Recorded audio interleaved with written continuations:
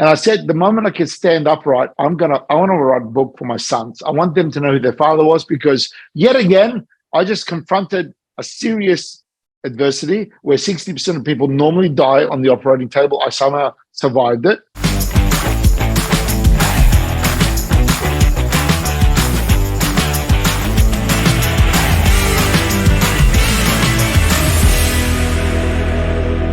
I am incredibly excited today because we have an Amazon author with us. Incredible story. So Chris, thank you so much for coming to this show. I'm excited for the conversation. Congratulations on your new book, Near-Death Lessons. It's been a journey to get it out there, but I am so honored to be privileged to do this work. It is an inspiring and a motivating book. And I would say equally important is not only is it inspiring and it's motivating, but for somebody who wants to break through, you actually give us the lessons that you use to accomplish it, so we can follow those lessons as well and really create the life we want to have. We're going to talk about victim mentality. We're going to talk about living a deliberate life. We're going to get shoulder deep in those ideas and much more. But before we get started, I wanted to share a little bit with you just to have an idea so you know who you're talking to, who the audience is, who's listening and watching these videos. Great.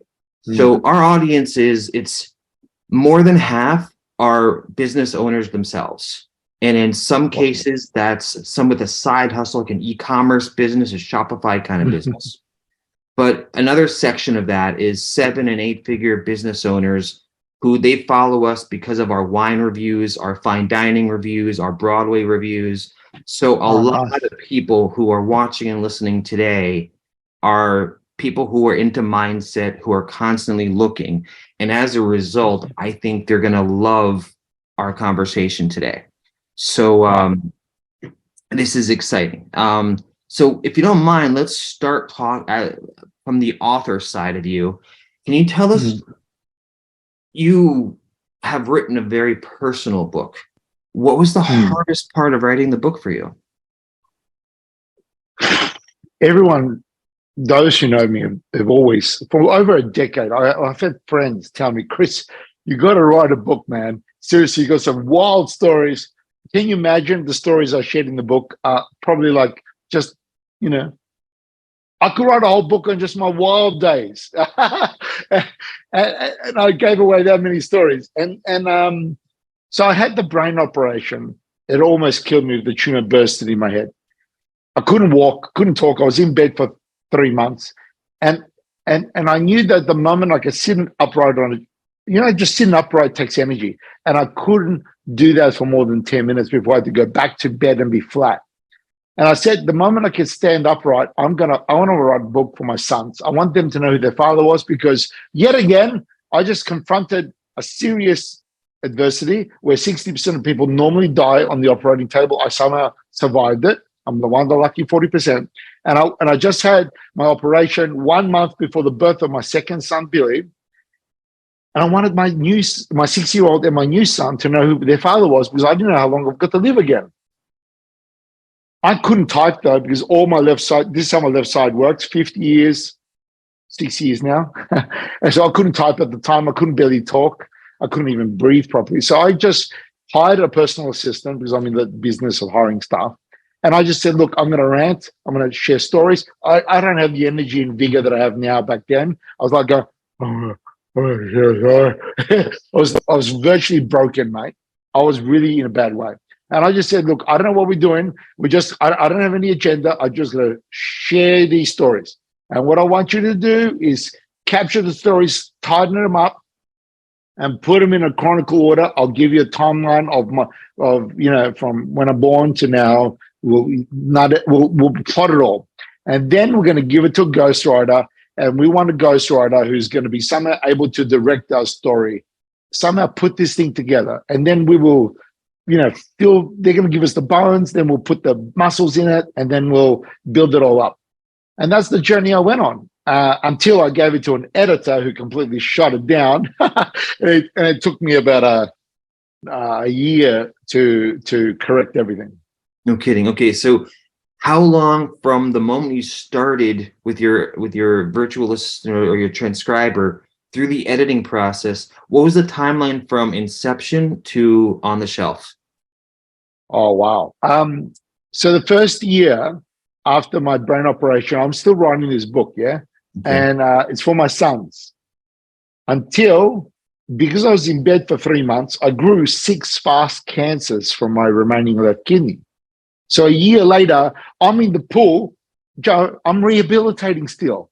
And in front of me, I've got this diagnosis of doctors telling me, Chris, you got to have these cancers removed ASAP. They've taken off. I don't know if you're going to have a cancer battle after this. I don't know if your kidney's going to survive removing 6 cancers. You might be on dialysis. Doom and gloom. And I'm in this pool rehabilitating, thinking to myself, holy, I've just gone in a journey of learning how to walk and talk for 8 months. I've got so many defects going on. Half my tongue doesn't work. I'm tone deaf. All these things are now the byproduct of that operation, but they were way worse before. I wasn't tone deaf. I was completely deaf on my right ear. My tongue didn't half work. I couldn't even talk. It was affecting my speech. My half lung didn't work. It was really bad. So I'm there in this scenario, and the height of my worst moment in life, I've got this outlook that's a disaster. And I've got that song playing in the background over. That's all I playing over and over and over.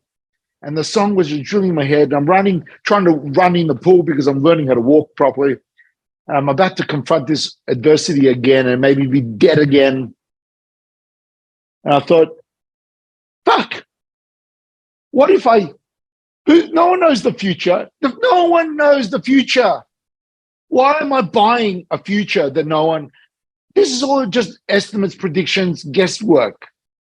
I don't have to accept this. What if I dare hope that the best is yet to come? Why don't I look forward to the life ahead of me that it's the best? And that was the most pivotal moment in my life, because I went from a $4 million house to a $16 million house 8 months later. I go off to double my business from 8 million to 16 million. I go off to do all these things. And now I'm in America, taking it to another level.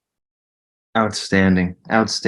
So you've mentioned medical a few different ways. I want to answer the question though. So that was the situation I'm in. And when I was in the hospital room, that's year 1, by the way. When I went in the hospital room and I bargained for my life because things were not looking good, that's when I decided to take my story public. And since that moment of taking the story public, I wrote the book initially because I didn't want to give any advice to my sons, because I didn't want them to hate me from the grave. And then during the year, so that was year 1, and then taking the story public, I didn't want to just share my story. I wanted to share the lessons. I wanted to share the things that have transformed my life. So I hired a resilience consultant, Joe, and I said to her, can you please read my book and put a spotlight on how I respond to adversities compared to a more common response? Because I don't know, I just keep bouncing back. I keep bouncing back stronger. I know it. I don't know what I'm doing.